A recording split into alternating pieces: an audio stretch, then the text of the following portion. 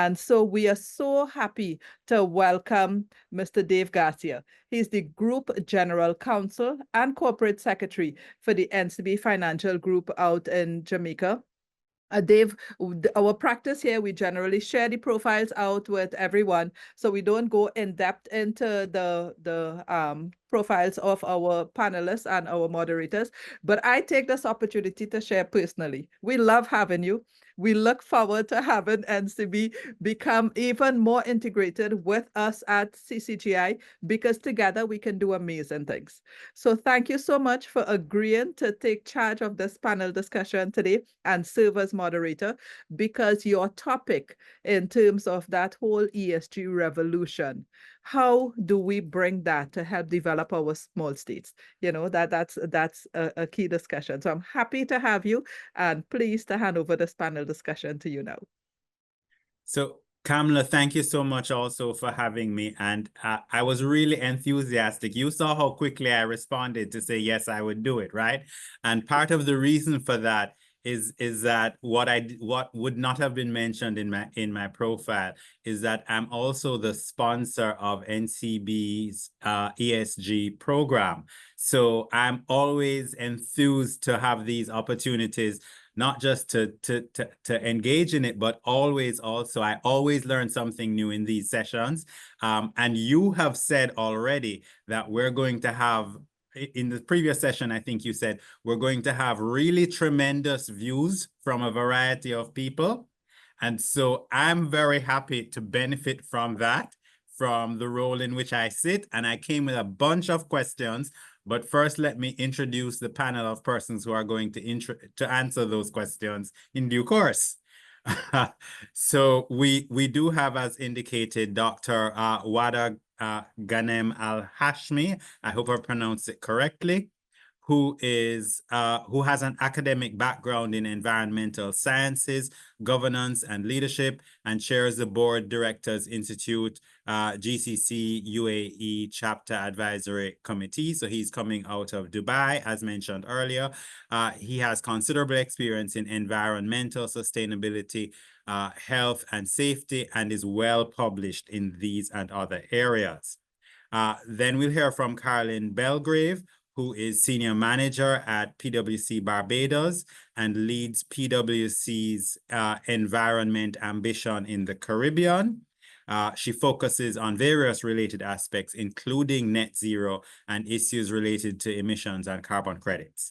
And then Rachel Welch-Phillips, I believe that we've been on a panel together at some point, and she is Head of Legal Banking Sector and Corporate Secretary of Ansa Merchant Bank. So she would be out of Trinidad and Tobago. In addition to being an attorney, she has studied environmental policy at the undergraduate and graduate level. And she has practical legal experience related to ESG, which I have to tell you in this region is pretty unique. Not an ad for Rachel, just, you know, an intro. And then finally, we have Arsen. Is it Nazaryan? Nazaryan? Yep, I have it. Good, thank you. I did hear Kamla hopefully pronounce it correctly earlier. And Arsen is adjunct lecturer, Eurasia International University in Armenia. He has experience in governance, legal, and regulatory matters. He has also worked over 15 years at the IFC, and he currently lectures in sustainable development goals and corporate governance. I'm not sure which of them is going to play music as in the previous session, but we'll go through each one and we'll get to the music at some point. If not, we'll ask somebody to maybe get up and dance. So with that said, Dr. Wadda, can I ask you to open our session with the first presentation?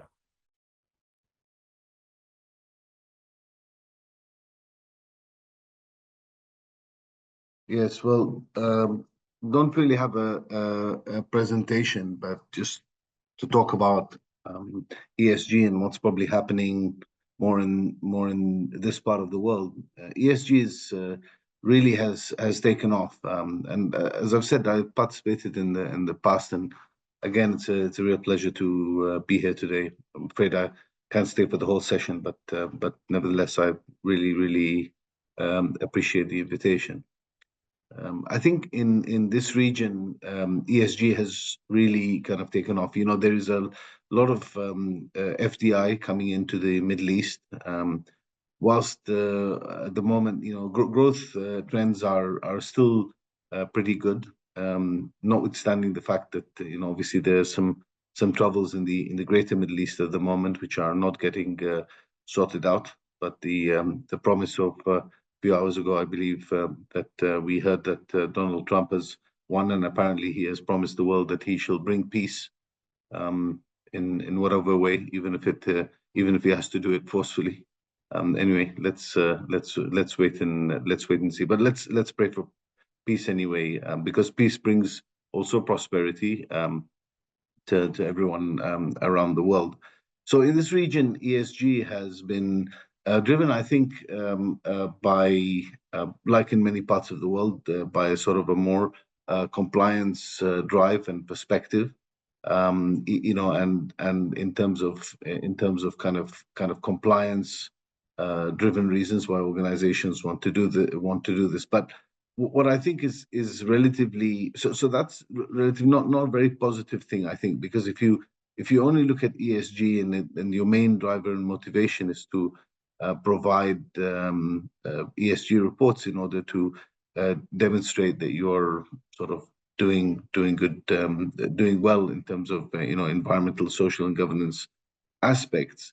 I think the fear is sometimes, you know, these reports can be written and sometimes they become more fiction than non-fiction with some organizations, right?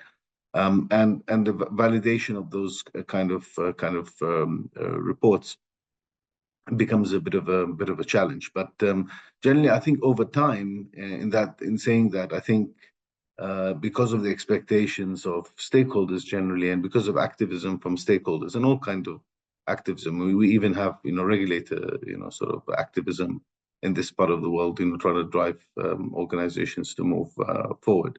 And it's starting to get recognized as well within the corporate governance kind of codes and the kind of where the regulators of the markets are trying to expect that, you know, some degree of ESG compliance, even to the extent, because, you know, around about 70% in terms of the kind of businesses that we have here in the Middle East are actually family-owned businesses and not necessarily, you know, the state-owned or the semi-government type companies. So there's quite a bit of money locked into the markets, you know, from sort of family businesses, and those family businesses generally don't have the same kind of governance practices that you have the larger corporates and organizations and government, even with the relatively smaller states.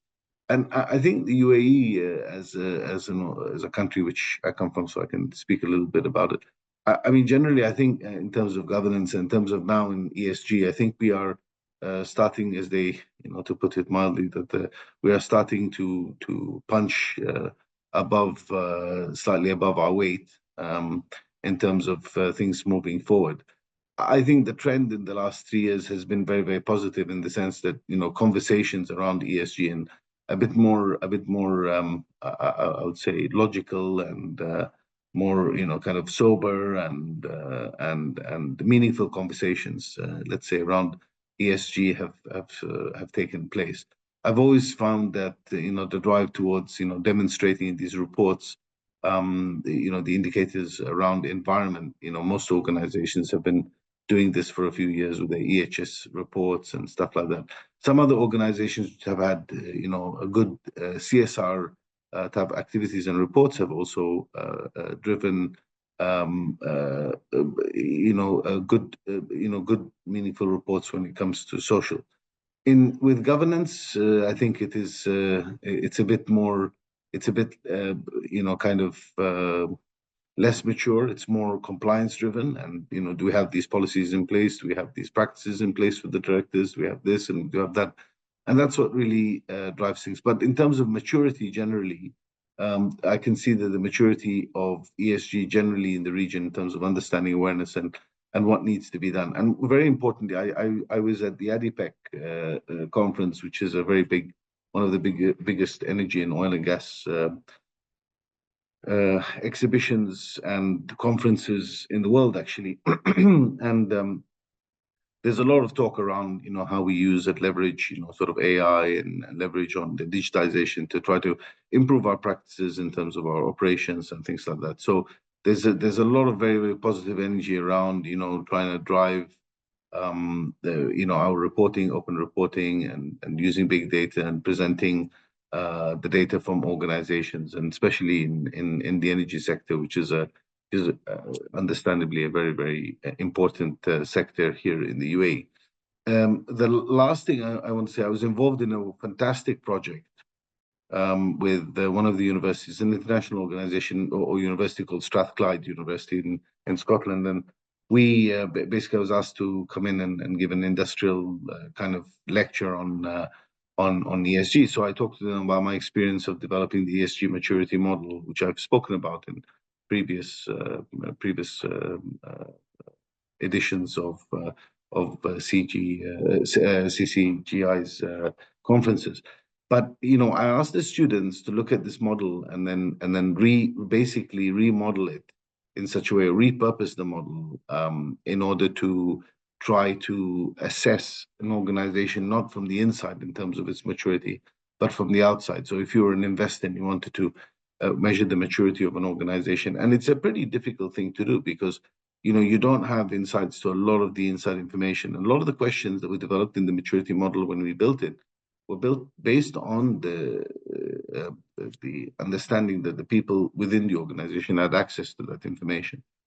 But it was an amazing. I mean, we don't have time to get into it, but I was really, really, really amazed at the kind of creativity of these younger people who were doing basically an MBA, and this was a module that they had to do on corporate governance, about using the ESG model and how they repurposed, and they started repurposing the questions and how they really compared between models and stuff like that. They did a really fantastic job.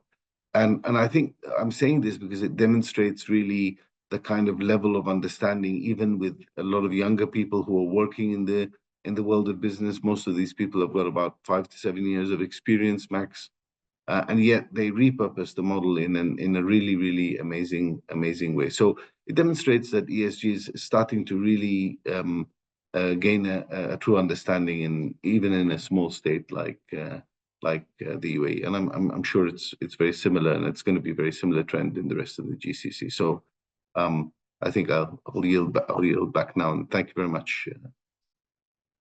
Okay, thank you very much, Dr. Wadda. I do hope that you'll be here for the discussion later, because, or for some of it, because there are a number of things that you mentioned that I'm very interested in us coming back to, including the extent to which you're saying it was driven in activities in your region. While they've taken off, they've been driven a lot by compliance requirements, and that's something I think it would be very helpful for us to kind of have a conversation about.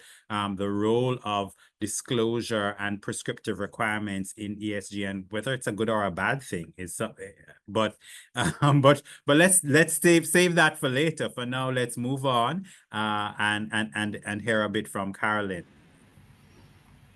Thank you, Dave. I'll caveat this with, while I'm in the office, the internet's blipping in and out, so hopefully everyone kind of stays with me, or I stay with you guys.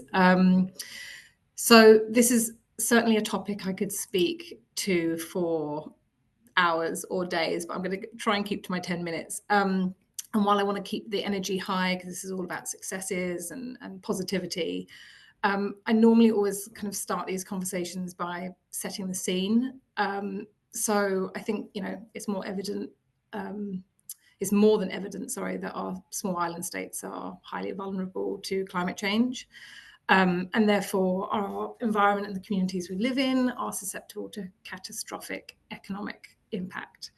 So if we take recent events, Barbados got off pretty lightly with the passing of Hurricane Beryl, which was the strongest hurricane on record in June. But that one hurricane, of course, still caused significant damage to our fishing fleet, as it also caused damage to coastal erosion, damage to coastal properties and businesses.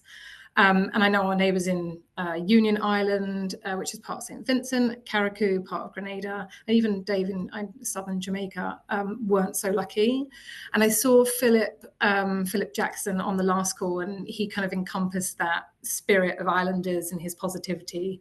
But I guess, you know, the economic loss for the communities will take a long time to recover, those that were impacted. And that's just one hurricane, just one. And each year I find it's certainly a numbers game living in the Caribbean with our island, you know, which island or which islands will be affected, you know, the next time around. And it's also just one climate event. So this doesn't include, we've got heat stress with soaring temperatures and warmer seas, you know, changing biodiversity. And these parts are big issues across the Caribbean as part of their ESG strategy. And I set that scene because climate is the main driver for all of us to start thinking about our how we as people and our communities and businesses can embed sustainability into everyday life. And it will, if we kind of go back to governance, and I'm certainly not the governance specialist in this panel, but it will take good governance and well-informed strategic decisions by us as businesses and governments as well to kind of help us mitigate climate change and build resilience as we need it in the Caribbean and other small island states. I think I'm with that one world, people, planet, prosperity ethos, and businesses, of course, play a key role in that mission. And I think if the businesses that incorporate the good governance can be kind of this additional catalyst to even more of a meaningful change. And Dr. Wadda mentioned the meaningful piece there, which I think is important. It's not just a tick box. So I personally don't think the needle has moved enough, and that's certainly not just here in Barbados locally or regionally in the Caribbean or globally. It's global, so it's all of us. We need to move that needle further. And actually, from what I kind of read and hear, in some instances, we've seen a decline in momentum. And I'm not sure whether Trump's going to help that or not. But it certainly doesn't mean we haven't, come a long way. And we've had, of course, some kind of fantastic successes in the last few years. And I think in some cases, small island states are really kind of at the forefront, and we're those frontiers. Some of that, of course, for us in Barbados and in the Caribbean has been due to Barbados's Prime Minister. She's given us Caribbean a voice. But I also think, back to Philip in the last panel, it's our determination, and to quote, I guess, the conference, it's bravery. It's our bravery, as well as capabilities and the skills of our people. We have such great talent. Again, I heard that in the last panel, that are kind of have allowed us this success that we've had to date. And I also thoroughly believe that no one is going to help us if we don't help ourselves. So we can't expect the funding that we so desperately need, as an example, without us making strides ourselves. We have to be able to help ourselves. So just kind of laying out a few examples on the success side of things. For Barbados, our goal is to be 100% fossil fuel free by 2030. That's just one piece, which of course is no easy task, but there's a company called Rum and Sargassum. So it's an ingenious innovation, if anyone's heard of those guys, anyone from Barbados on the call, or even anyone from the team, I guess. So a professor and her students kind of wanted to work out how they can move us from fossil fuel-based vehicles to using biogas, which is where the sargassum piece comes from and where it was born.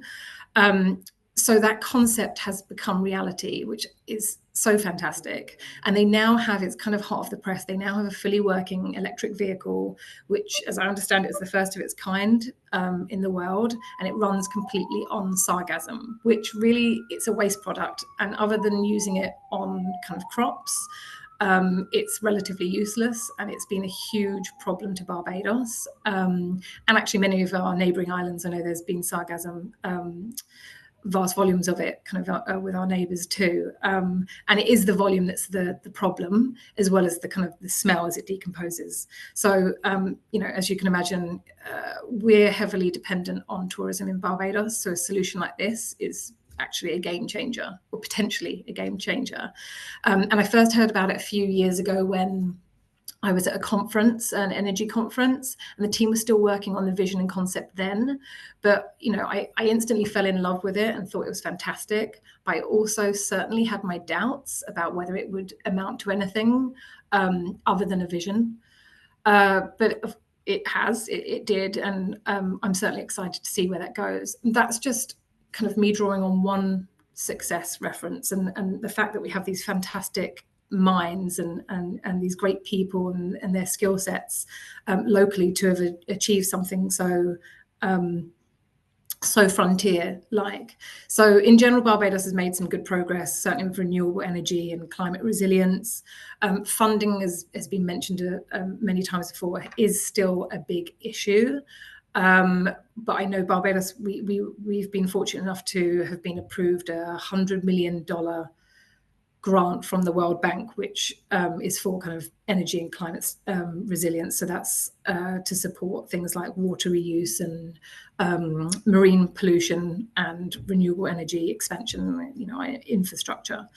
We're certainly dominated by solar as our renewable energy, but we also have we certainly have one small wind farm on the north of the island, and possibly one that will come on to the east of the island. I think we need a mix of renewable energy options to support the transition. So I certainly hope for more funding, as well as kind of new technology, and not just the support of corporate Barbados, but the wider community too, kind of involving everyone. So what I'll do is stop there rather than going in kind of full technical net zero mode and pass the baton along.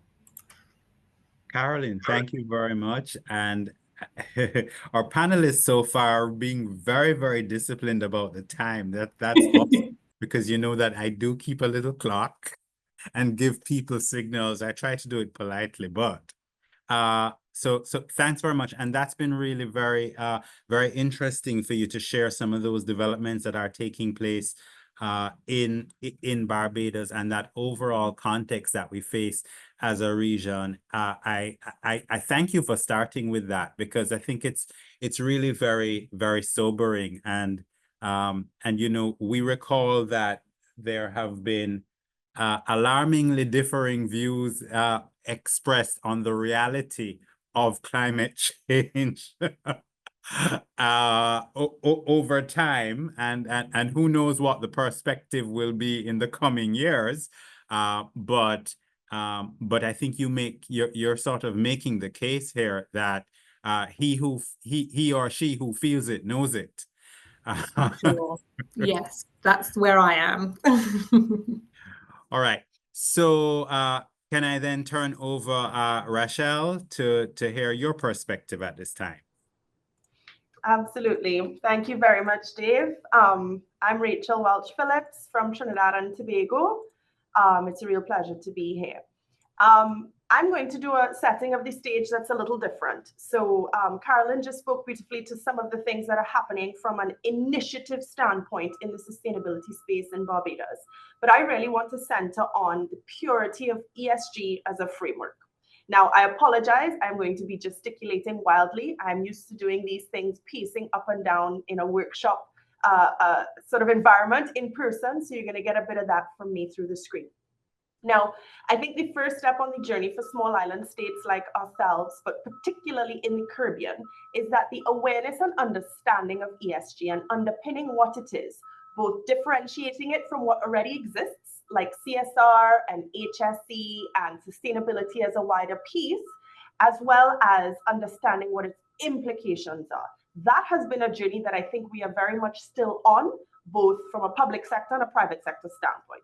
And why I say that is because ESG is about transparent disclosures, right? ESG is about putting a framework in place that identifies sustainability-related risk and opportunity and discloses it openly. So if you are a company, you are saying, I recognize that these are the sustainability-related risks and opportunities that my company faces in my industry and in my geography, and I'm disclosing that to my stakeholders. Now, you could get an A+ in an ESG framework context while not getting an A+ for how you are performing from a sustainability standpoint, right? Understanding the difference between those two things is quite key. But the idea behind an ESG framework is, well, if you're going to disclose it and the world is going to be aware of how poorly you're doing, then you're going to begin to address it. So what gets measured gets managed is a very, very core underpinning to an ESG framework. So all that being said, there are international frameworks out there that are not built for us. They're simply not built for us, particularly in the Caribbean, small island states with a scale that really doesn't impact climate mitigation in a significant way. Even if we were to turn off the tap on every single emitted piece of CO2 in the Caribbean region, we're not really solving global problems, right? But where we are being affected is on the resilience side, right? How we are being hit by these climate changes and the economic, human, and real impact of that on us is staggering. Yet still, we are not really considered in the context of the frameworks. Now, there's a real acceptable reason for that, right? We have much bigger players having much bigger adverse impact that really need to be focused on when you look at global pictures. But that being said, small islands also need to take responsibility and accountability for what's impacting us and how we solve for it. So the importance of taking global standards and tailoring them and contextualizing them to what really is the best bang for buck in our region is really important. So for example, I recently heard from the very wise Professor Avinash Prasad, who's currently, I believe, at the IDB, who said, and he's of Trinidadian heritage, currently living in Barbados, who said that every dollar put towards climate resilience in the Caribbean now saves us $7 down the line. Yeah. So where are we putting our money? If we are putting it into mitigation, then how is that serving us? And if we are putting it into resilience, how is that serving us?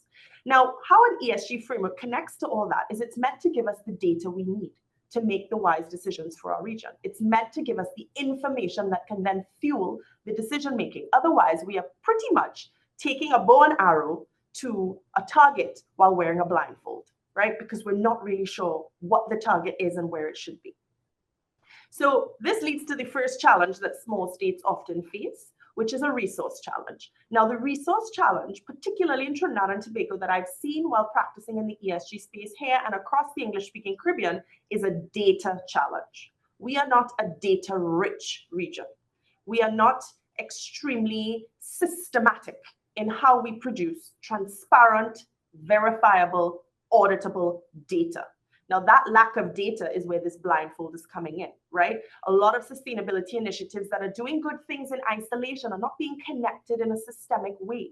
We aren't collaborating in ways that we could because we are not sharing information in the way that we could, because we are not producing the information in the way that we should.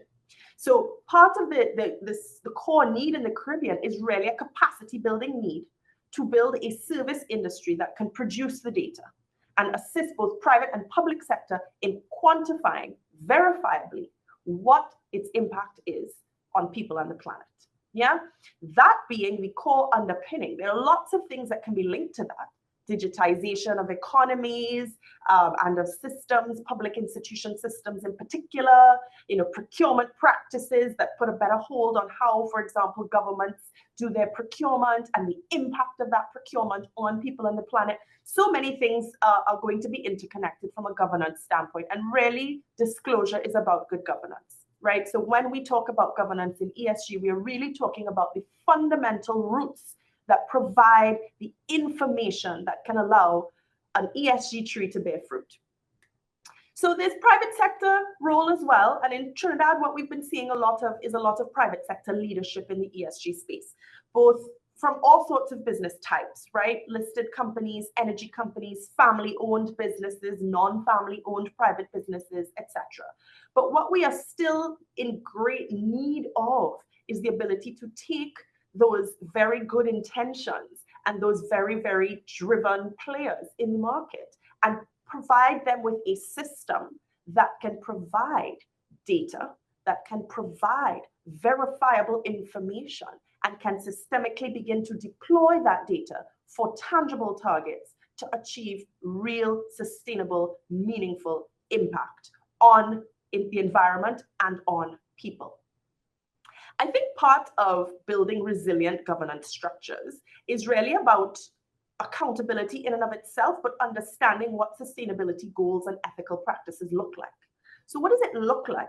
You know, this region, when we speak about governance, we often speak about governance in a very theoretical way, but the real practical on the ground implication of some of what we discuss is really, really hard to put in place, right? We are talking systems that have often been left even from colonial eras in the English-speaking Caribbean that have not really transformed to adapt to a digital era of transparency and accountability. And the amount of overhaul it will take for those institutions to enter into that arena and begin to provide the kind of data, information, ethical practice, sustainability goals that we are looking for is really not an overnight thing. So I think there's a real there's a reality around accepting timeframes and how those timeframes impact both the public and the private sector's ability to advance in the ESG revolution, as we're calling it, to achieve the successes that we're looking for. But also coexisting challenges exist. So for example, here in Trinidad and Tobago, we have real foreign exchange limitations, right? We have an inability to freely access foreign currency. There are a lot of things in place that prevent that. Now that has a lot of economic impact and it gets a lot of focus, and rightly so, because it's impacting businesses' ability to grow and to thrive and to strategically deploy their resource. So that sits there and exists alongside these desires and demands for ESG frameworks and disclosures and clear strategies for moving forward in disclosing, you know, people and the planet related impact information. But also the data gathering component, the verification component, the audit component we've already discussed, the slow pace of digitization, particularly in public sector institutions, the dependence the economy has on certain things. So, you know, perhaps our friends in the UAE may relate, but we have a real fossil fuel dependence in Trinidad and Tobago that gets a lot of attention, both from a governance standpoint as well as from a public and private sector focused standpoint. And you know, that means that there's a lot of our service economy that has centered around servicing that particular industry, you know, where we really have limited human resource that is upskilled in implementing ESG strategies, ESG frameworks, understanding ESG risk, how to quantify ESG risk and link it back to enterprise value. Those types of skill sets are really things that we need to focus on and develop.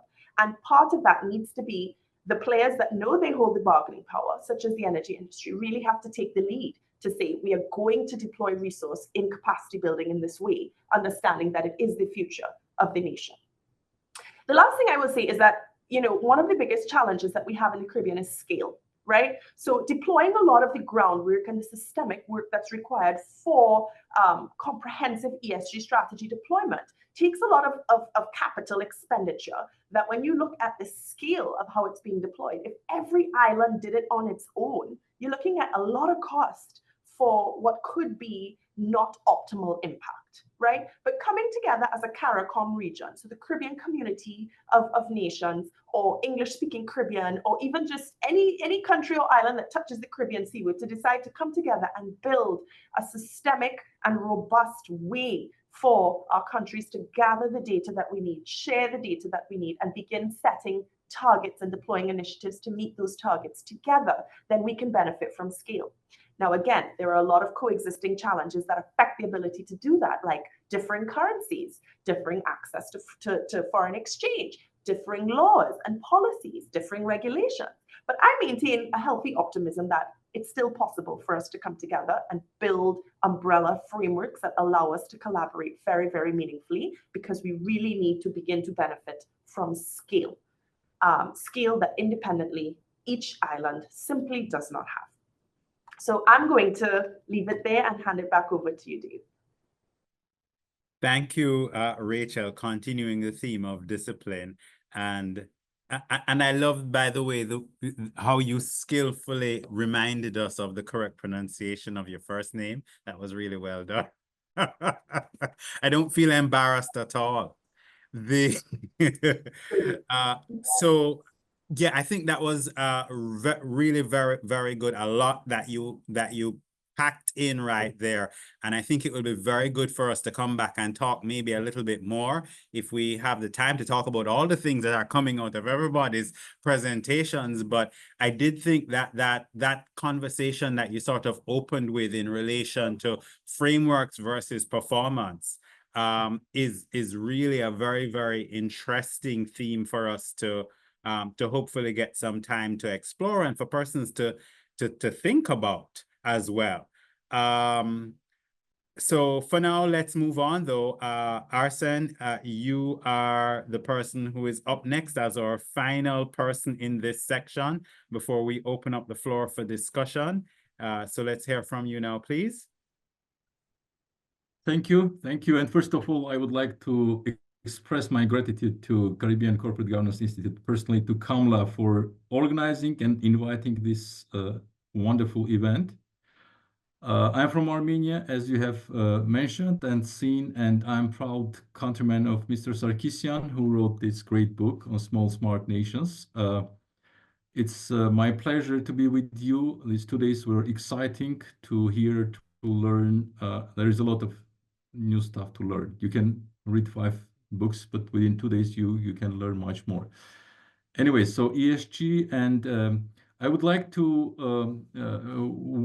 play with the words on revolution, evolution, and I remember Mr. Sarkisian mentioned about as a rapid evolution, because revolution is a lot of destructive power, and we want to have a constructive part of this evolution of ESG.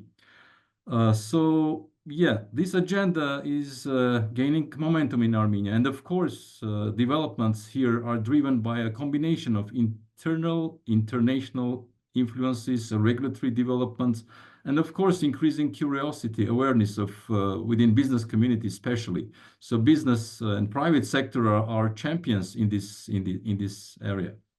And let me bring like framework issue. Armenia is aligning itself with international ESG standards and frameworks, and UN Sustainable Development Goals are the major framework used so far. Of course, Global Reporting Initiative is also a little bit known and used, but yeah, these are the 2 major frameworks used in ESG.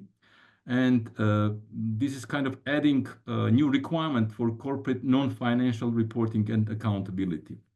We have champions in banking sector, financial sector, pioneered by National Central Bank of Armenia, and National Bank is actively promoting sustainable finance and relates it to ESG development.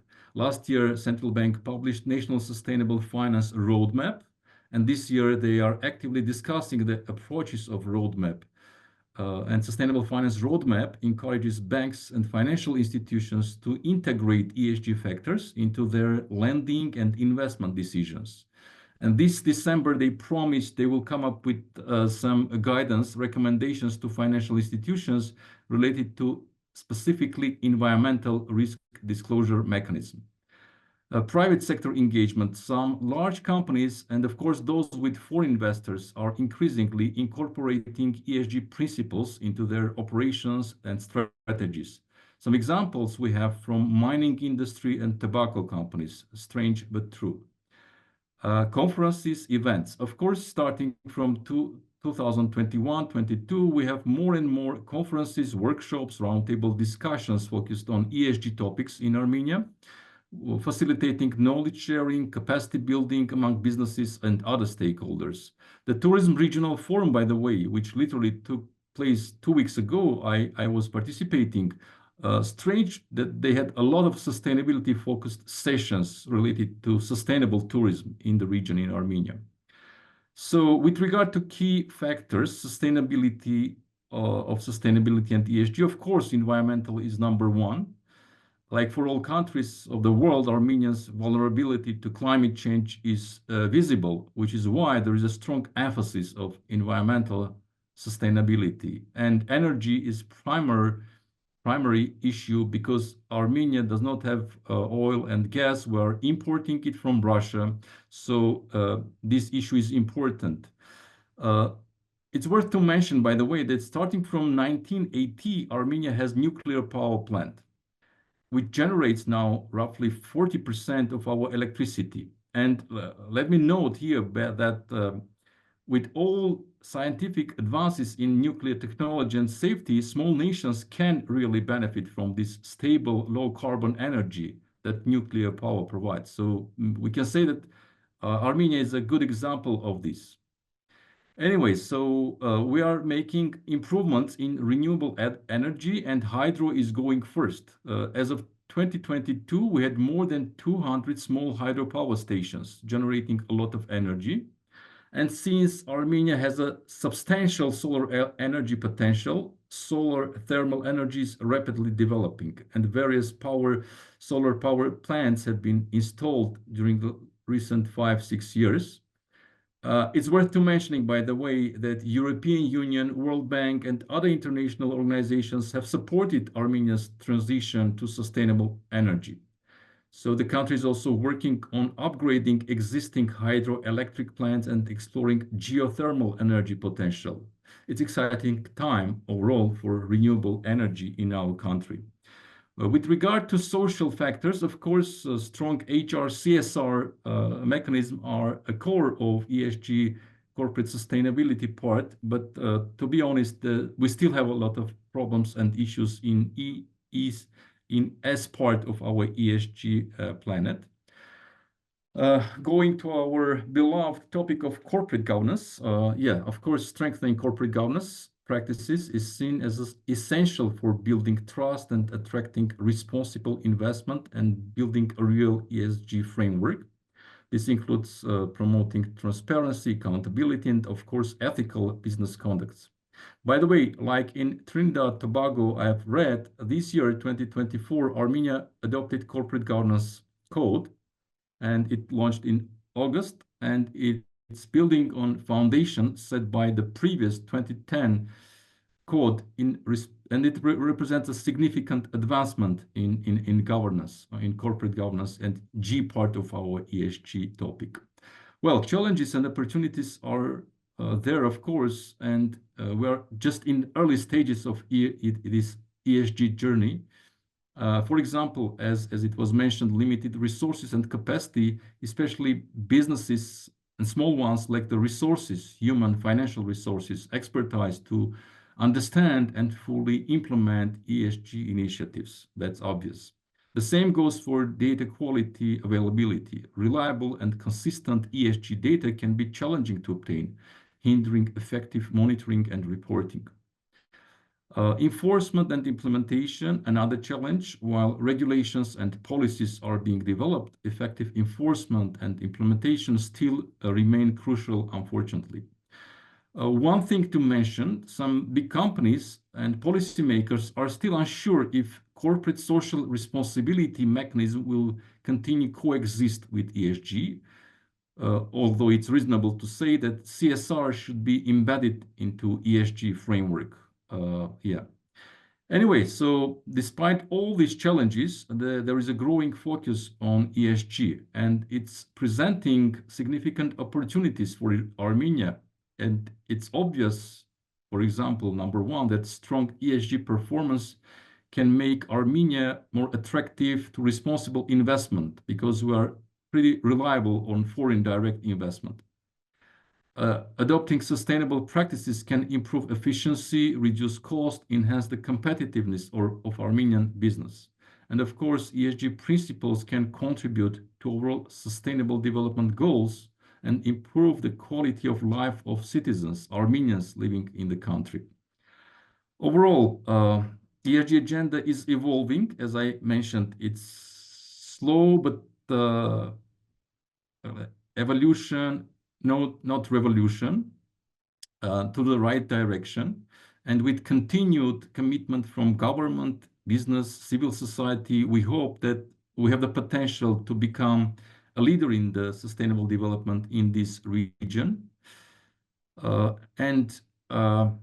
Maybe if I have 2 minutes, 1 minute, I want quickly tell my story about ESG. It may seem interesting. I started to explore this specific issue in 2020 during lockdown, COVID-19. I wanted to learn something new, so a lot of time spent for exploring it, European Green Deal, a lot of European legislation, and I decided to start within 3-4 months. I realized that, well, it's difficult. Not many people in the country know about details, especially in COVID time, different priorities. So my decision was to put together a curriculum. As they say, the best way to learn is to teach. So I developed a course for Eurasian International University on ESG. So here comes my attitude, attractiveness to ESG. I'll stop here, and again, kudos to Kamla for organizing this event. Thank you. Yes, Arsen, thank you so much for that that presentation, and I really like that you also anchored us again in ESG, because you know the environment piece always dominates the conversation, right? And we understand why that why in terms of just what's happening globally, that would happen as well. So, but I'm very happy that you also spoke a little bit about the social and the governance aspects of the overall framework. And then interestingly, I noted that you and Rachel had really two kind of areas that you honed in on that are pretty interesting to think about. One is that ESG CSR dichotomy, and what's the future of talking about and reporting on CSR now that we're talking and reporting on ESG. And then the other I thought was that was interesting was that when we speak about resources, and in the previous session as well, and as in this one, we very often think about financial resources, but both of you spoke about data as a resource and the challenge that faces in the development of this area. But given Dr. Wadda that you are going to be leaving early, I wanted to maybe kick off with our discussion time with a piece that I said we wanted to come back to, and that's in relation to this issue of compliance. So within the last few years, obviously, we've had the International Sustainability Standards Board issue its first 2 IFRS sustainability disclosure standards. S1 and S2, I think many people would know about those. And of course, we've also had the EU Corporate Sustainability Reporting Directive come into force beginning in 2023 as well. And you know, globally, we just see an increase in these compliance requirements, either with respect to disclosure or with respect to performance. And I just wondered if I could ask you, Dr. Wadda, to comment on, you know, on the question of these requirements and compliance. Is this a good thing overall for the future and for pushing forward an ESG strategy and focusing now in particular on the E piece in moving it forward, but not just moving it forward, but moving it forward in the right way? What's your perspective? Yeah, I mean, it's a very good question, and I think that question asked at a different time and at a different place in the world, you might get a different answer, and there's nothing wrong with that, because I think the maturity levels around the world, and I think one of our colleagues here, you know, mentioned that you know, the whole issue is that one size doesn't fit all. I want to just touch on going back to what Rachel also mentioned about the energy sector and the oil and gas, and you know, this coming year in end of February 2025 in London, there is the International Energy Week, which takes place, and you know, a few years ago we started talking about the energy transition and all this kind of business, and today the theme of this coming event in February 2025 is going to be the energy transitions So there's a recognition that, different parts of the world will transition at different paces, and given the context that they're in, and given the challenges that are there. I was also in a decarbonization panel only before yesterday at ADIPEC, and I said to them that one of the biggest issues, as you said, Dave, the focus mainly is on, how do we improve the E, and how do we improve the E through the G. But I don't see that ESG should be looked at equally. I think, the question of climate change and the issues of climate change are, how they affect people, and Caroline explained that very well when she spoke about what has happened in the Caribbean in terms of the adverse weather conditions. We had adverse weather conditions in this part of the world where we had 240 millimeters of rain come down on us in less than 24 hours, and that sent the country into chaos. So we've never seen that kind of rain ever before. It was as one of my friends sent me a photograph from the UK telling me, is everything okay? Because I see the picture in the sky, it looks biblical. It was like, you needed Noah's Ark, to get around Dubai for about a week. And so the impact on society and social, so the focus should be on us. But going back to your question with regards, do I think that the compliance and the disclosure is good, and does it drive the right behavior? Does it not? Look, I don't know if it drives the right behavior. I think that the behavior has to be driven from within organizations, but you have to start with the first steps. And I think getting organizations, corporates, even at large, even at country level, to sort of report things in a certain way, in a consistent way, with data that is accurate, which has been tested, that has been validated properly, is very, I think, very important. I think this whole thing about integrating sustainability reporting in whatever the S1, S2 standards, and I must confess that I'm not an expert on those standards, but I think it's a wonderful thing because they've incorporated into the IFRS. Because I've always been very, very impressed with the thoughts that were expressed by Professor Mervyn King of South Africa when he wrote his book on Chief Value Officer. And he said that, board directors and the CFO, I mean, we shouldn't have a CFO anymore. We should have a CVO, a Chief Value Officer, And I think that it can only be achieved if we integrate the reporting standards into the financial reporting standards, and then we start to understand investments and start to understand things in a bit of a different light. I don't know if that answers your question, Dave, but I really do believe that this is a good step forward. I don't think that we should stick to just pure compliance. I think in the future we should become more transformative, but we have to wait for boards and leaders to change with the times as well. We have to give them that time. Yeah, I think you've definitely touched on a perspective on it,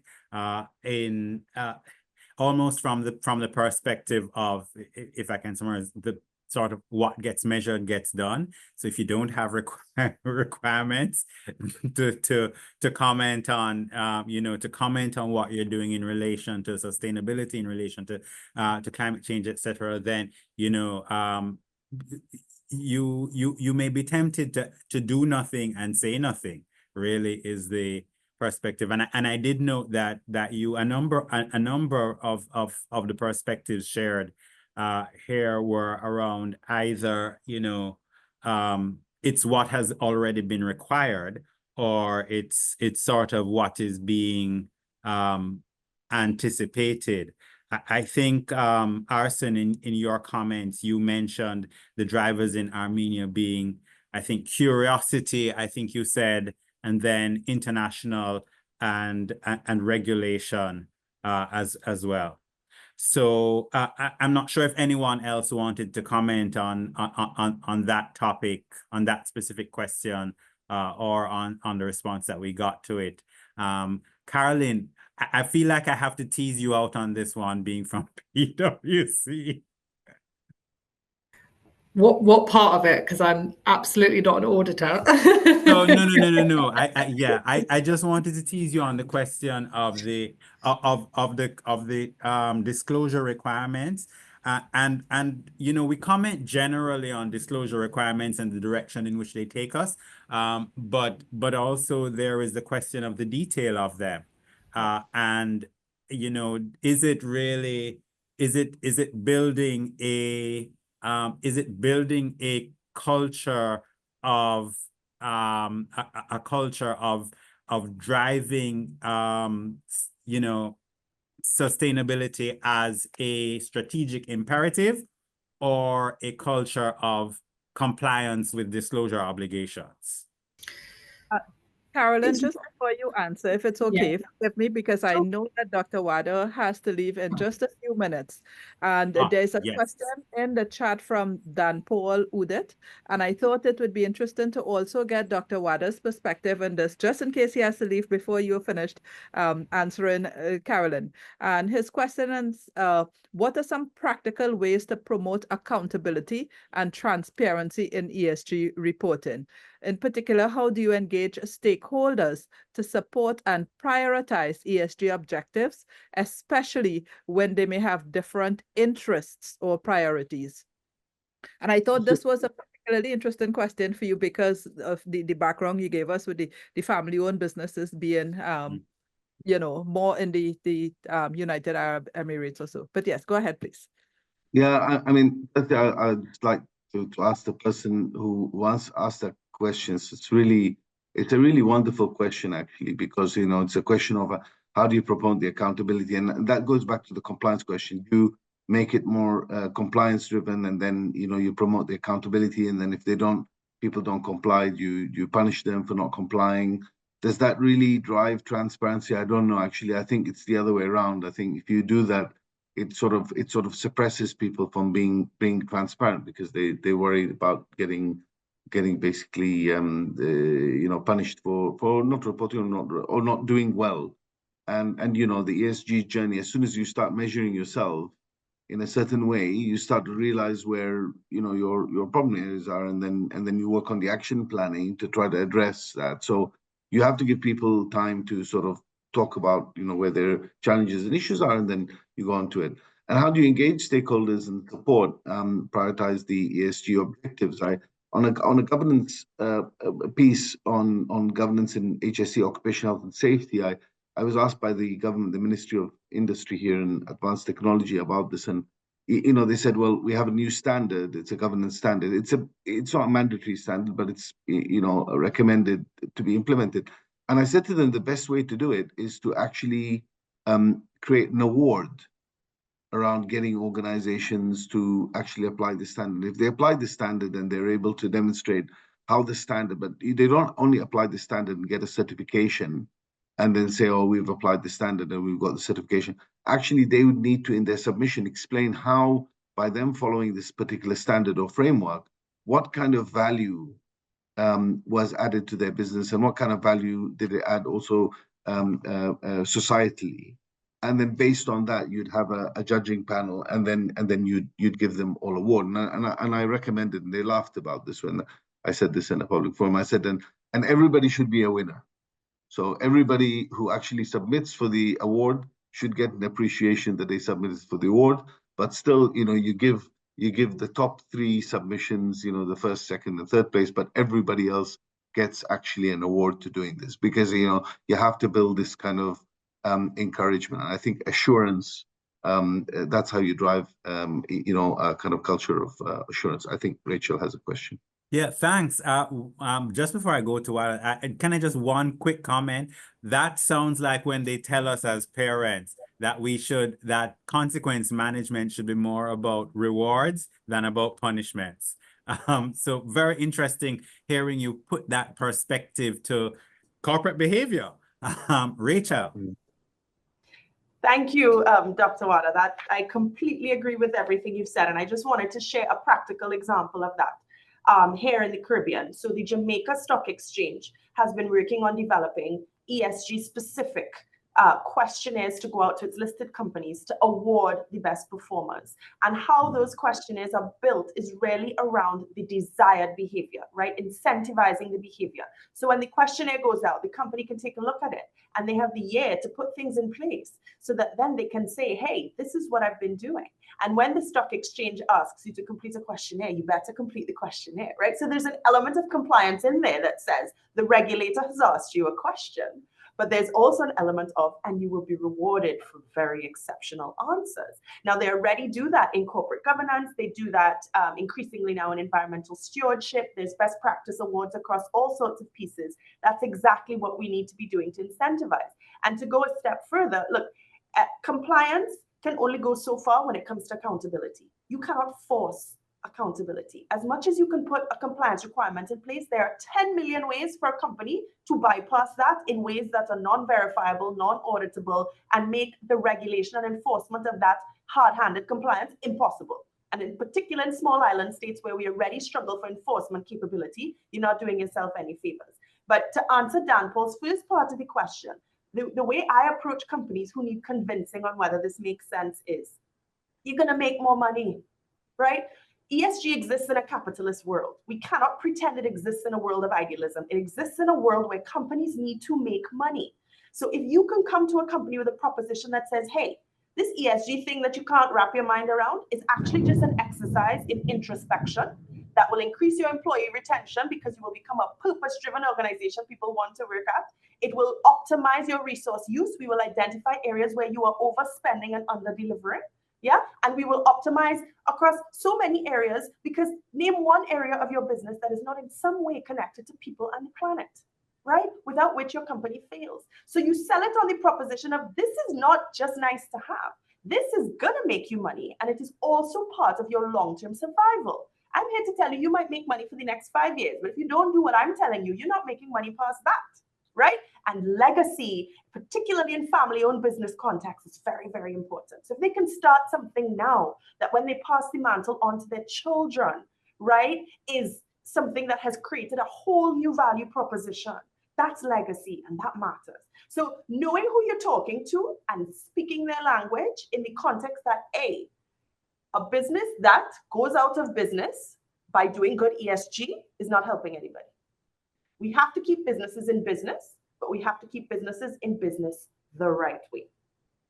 Yeah? That's all from me. Well, thank you very much, Rachel. Thank you, Rachel. And Dr. Wadda, am I right that you do need to leave now? I do, and I really apologize, but I really want to thank Kamala. Thank you very, very much. And in terms of the question you had about the family businesses, I think you have Professor Bob Gary. He'll tell you a lot about family businesses and this part of the world and how to motivate them. It's they're a different kettle of fish, but they will eventually end up on the same dining table. I just say that, you know, in time. But I really thank you very, very much. I really apologize. I have to go. I should not be late for these people. And thank you very much. God bless you all. And thank you very much. Thank you very much for the feedback that you shared in the time that you've been here. I think it was a real honor. Thank you. See ya. Okay, Caroline, you did not escape. You just got more time to comment on the question of that detail in respect of the disclosure requirements before we move on to something else in our discussion. I don't feel like I got more time. I was fully engrossed in Dr. Wadda, what Rachel was saying, and I'm head nodding like, yes to that too.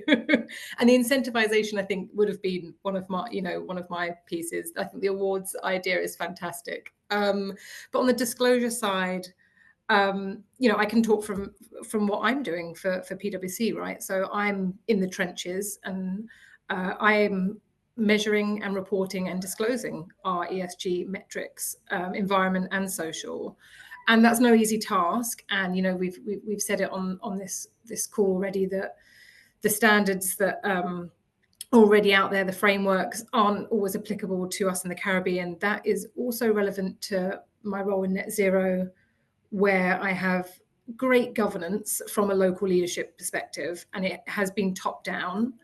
and also further governance from our global network. And there's some fantastic, I'm privy to some fantastic resource of specialists in nature and biodiversity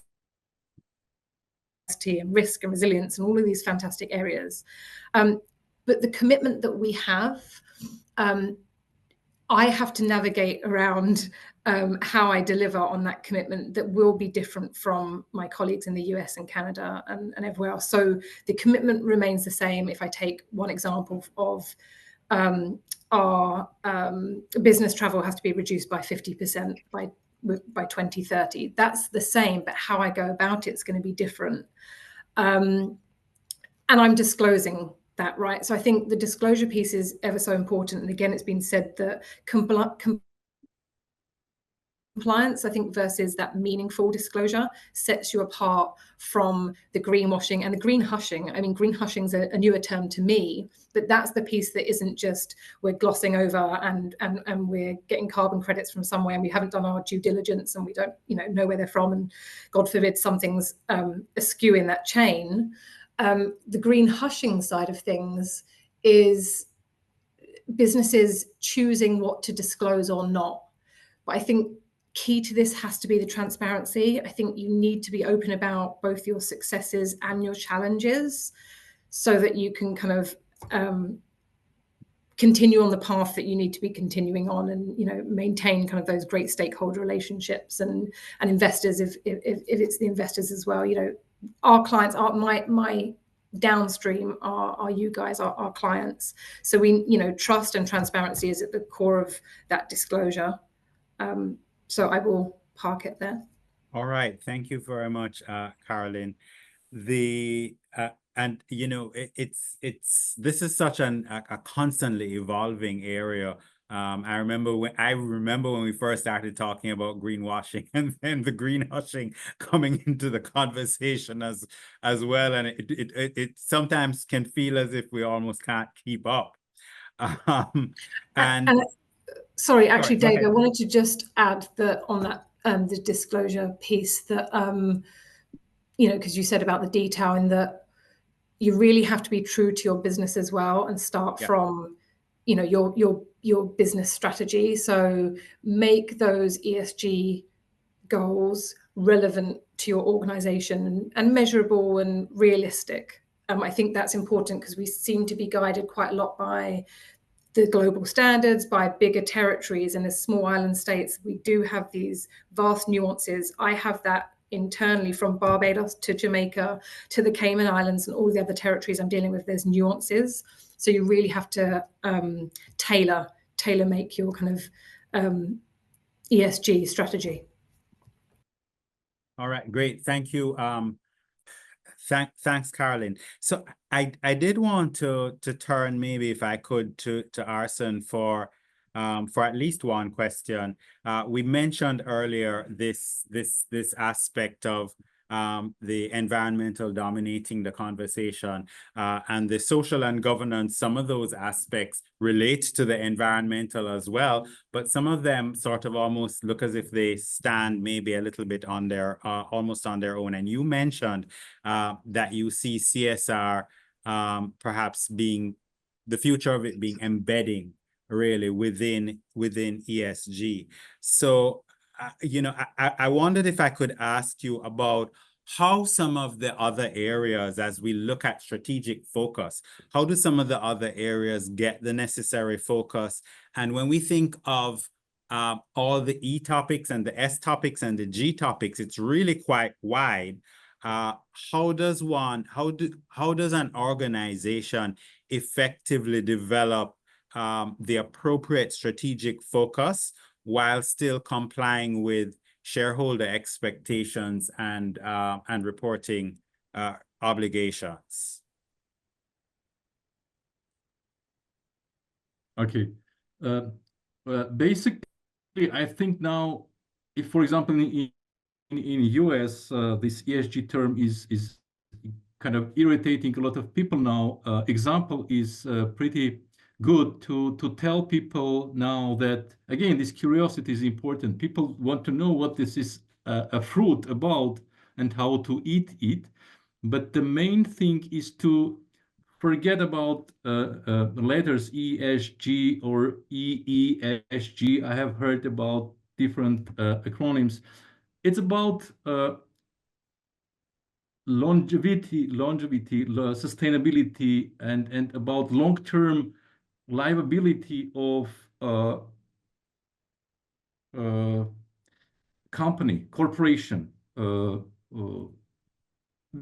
having a focus for 30, 50, 100 years, how to survive in this uncertain environment. So what different components we need to put there for the benefit of shareholders, employees, communities, government, whatever. So I think that, as it was mentioned before, the main thing is to understand the value what ESG or sustainability brings for all stakeholders, especially for, let's say, if we take for family businesses, yeah, it's not about only compliance. It's not about looking nice and having good reputation or having easy access to finance, access to sustainable finance, green finance, whatever, blue bonds, whatever. But it's about how to survive long term. So sustainability, this S, is the major topic, and how it relates to the value of corporation. Value of corporation, which should be important for all stakeholders. So this is my understanding. Thank you. Yeah, thanks, Arsen. And I think that relates well to a point that Rachel was making earlier in relation to sort of the benefits of having a good sustainability program. And she listed quite a few of them.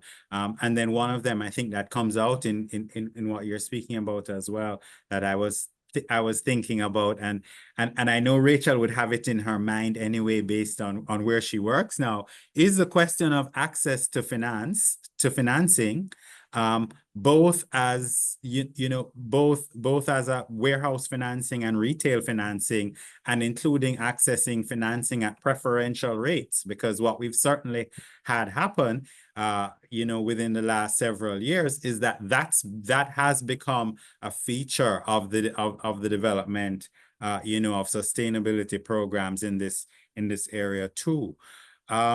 All right, so Rachel, I do think I wanted to maybe come back to you, if I can, in relation to a question about how do you see and this is not specifically related to where your role is now, but I look at your history, and I thought that maybe I could ask you about the question of renewable versus non-renewable.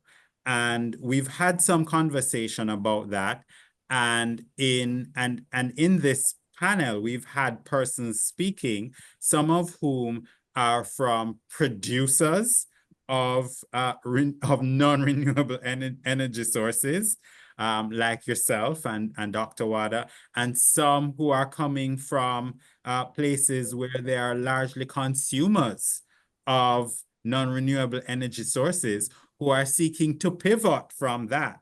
Now, how do you see the difference in the development of sustainability programs between someone who is a net producer and someone who is a net consumer of non-renewable energy? That's a very interesting question, because I'm going to be a little controversial here and say I don't think it matters, right? It should not matter, right? I wouldn't want it to matter as a premise. And why I say that is that whether you net produce or don't is largely a product of good fortune of your geography, right? Whether you sit on oil or don't sit on oil is nothing any country really had anything to do with. It's where you ended up, right? Now, we need to be intentional about ESG and about sustainability in ways that contemplating things outside of our control are not going to really help. I think that I've sort of, again, controversial point, feel free to disagree with me, but I'm getting a little tired of the argument that fossil fuel producers need to stop fossil fuel producing, right?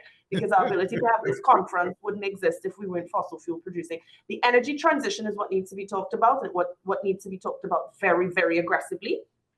And as Professor Wadda said before he left, it needs to be spoken about aggressively in terms of the different transitions that need to happen for the different parts of the world and how they work, right? So I resist any sort of affiliation of whether a net producer or a net user of fossil fuel needs to be having a different sort of accountability conversation, because we all need to be having the same accountability conversation. At the end of the day, it's a system.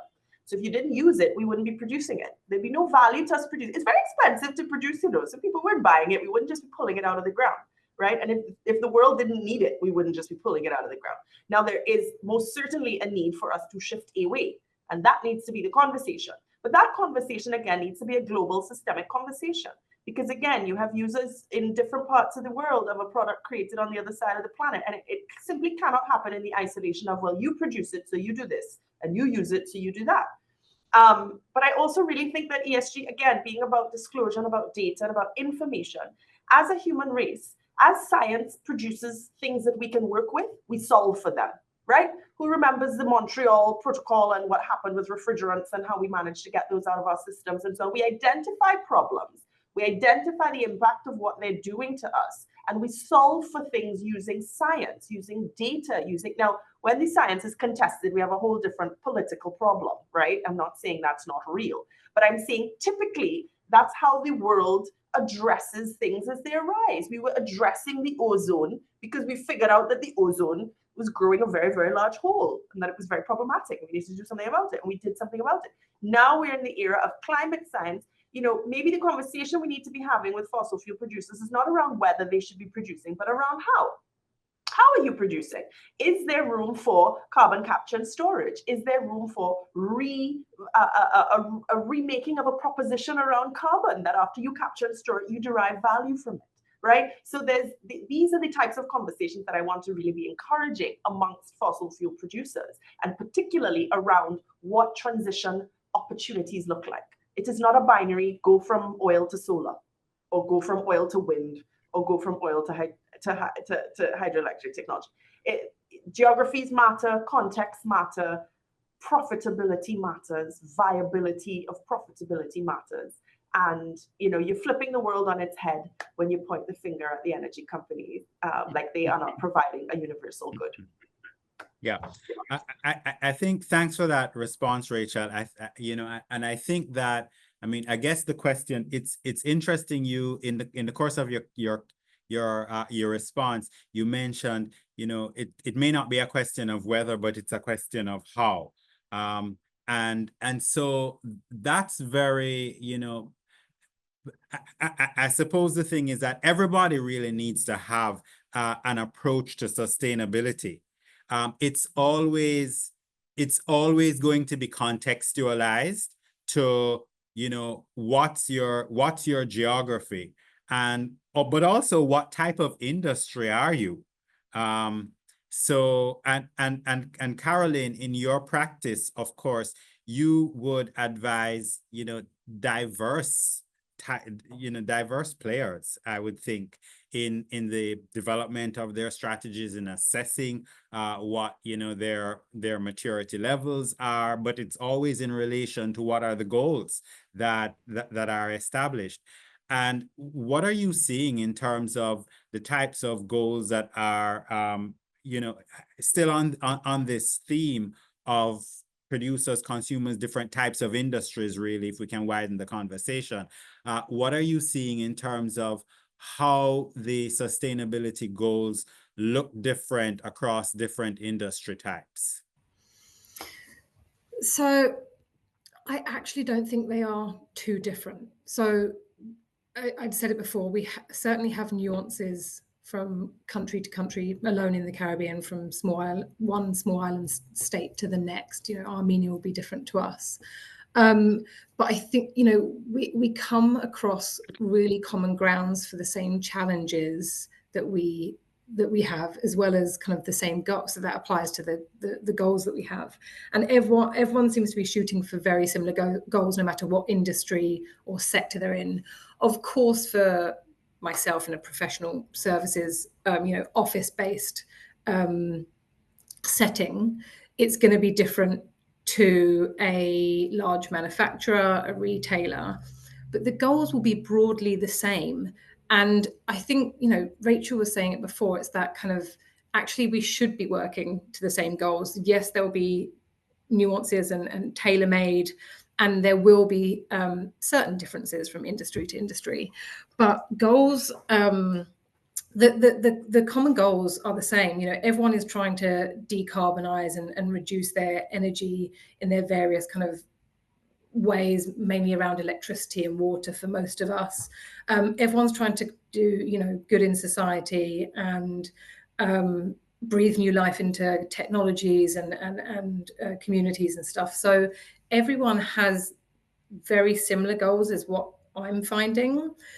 There will be nuances, but I think that's a good thing. I think, this whole thing about collaborating and working together, it aligns to that, right? So with the varying, if we had, vastly different goals, it's harder to come together, I think, and help each other solve the problems that we need to solve. So for me, I haven't seen too much of a variation, even though, as I say, with industry, it can change from one thing to another. And, again, picking on manufacturing as an example, they will have more stress areas in certain places because of manufacturing. So their kind of product life cycles and things like that, their supply chain will look different from a professional services firm, but we still both have a supply chain. We still both need to tackle our supply chain and decarbonize and encourage sustainability within that supply chain, if that makes sense. Yeah. Great. Thank you, Caroline. I'm seeing a question here in the chat from Oswald Chisholm, who asks and I'm going to ask Arsen for you to comment on it. And the question is this: within ESG, do we see a complete removal of fossil fuel from global use in relation to the ESG goals? So I think it's quite related to what we were just speaking about. And I think it's also very much the reason I'm actually kicking it to you is because you had mentioned in your earlier discussion that Armenia, has moved, I think you said, to nuclear energy, to nuclear generating 40% of those energy needs in Armenia, and also the exploration of hydropower and solar. So it does suggest that that's the direction from a country perspective.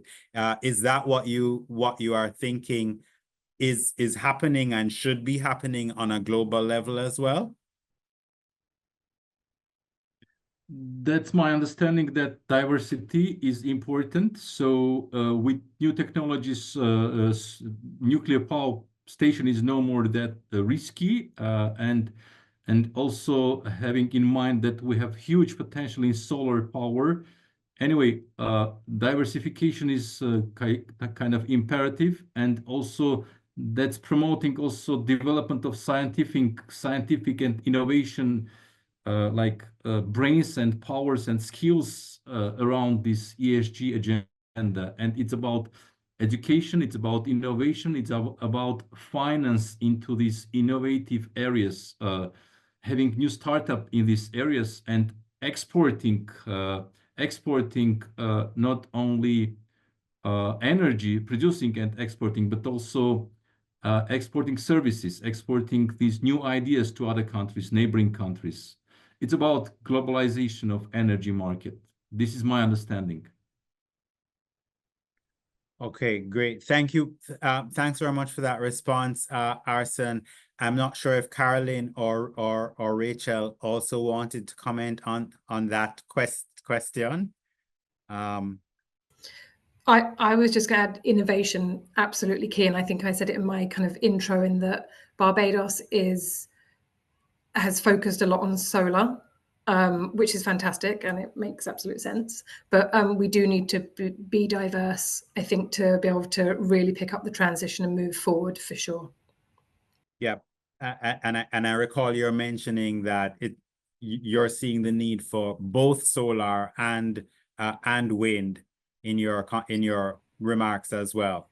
Yeah, So the wind side of renewables is I think quite a touchy subject here. Obviously, it goes without saying wind turbines on land and whose land and destroying land and all of that stuff. There's offshore, there's onshore. So that is a tricky conversation. I probably could spend another hour having a good old-fashioned fisticuffs on that. But yeah, I actually believe I am in the camp of if it doesn't go on land, then it's got to go offshore, and we need to have wind. It makes sense. Yes. And in fact, to be more accurate, I think what you said is a mix of renewable energy options. You just mentioned wind as one of them. So I think we also need to allow countries to innovate without restriction, right? So let's not innovate for solar. Let's not innovate for it. Let's just innovate. For example, here in Trinidad, we have a wide industrial complex that has existed for the purpose of oil and gas. That can be much more easily retrofitted to the production of things like biomethane than it can to becoming all of a sudden a solar farm, right? So using what you have as your raw material starting point and optimizing your transition to what your starting point is and how best you can get to the same destination, which is reduction of reliance on fossil fuel. Yeah.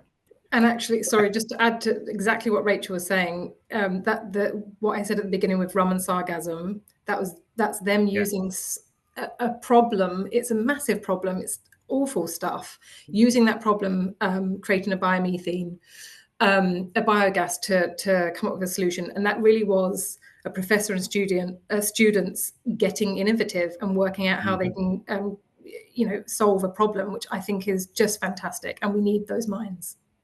Yeah, that's fantastic. And Kamla, I think a great note on which to end this, because we started off with that conversation, remember, about regulation and compliance and so on. And we've ended with something I think that's more focused on strategy and broad thinking and innovation, which is, I think, ultimately what drives this forward.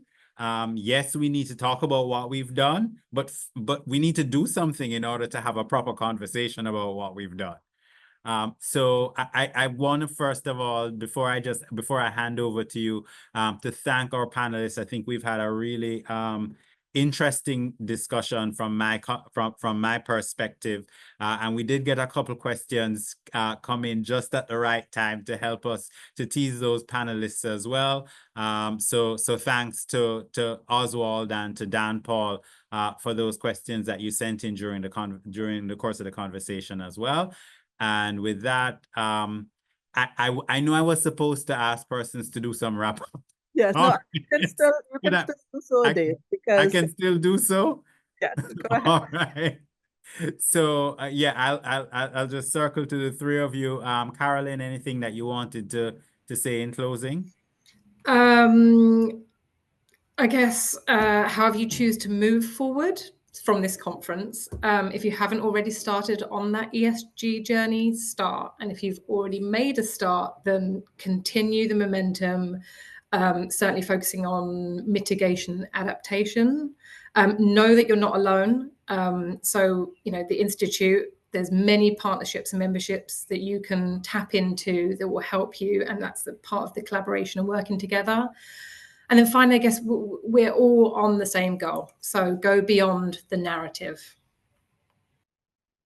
All right, great. Thank you, Caroline. Rachel? Some of you may remember a song, The Revolution Must Not Be Televised. Well, I'm here to challenge that with a takeaway that says the revolution, in this context, the ESG revolution, must be digitized. Yeah? Data. The volume of data you're going to need to digitize it. That is what will drive our success. Having a means to both measure our impact, but also track our progress and hold ourselves accountable using information is absolutely key. So anything you can do, and I also want to leave it with participants that every single one of you, no matter where you work, you have the opportunity to pick low-hanging fruit in this space.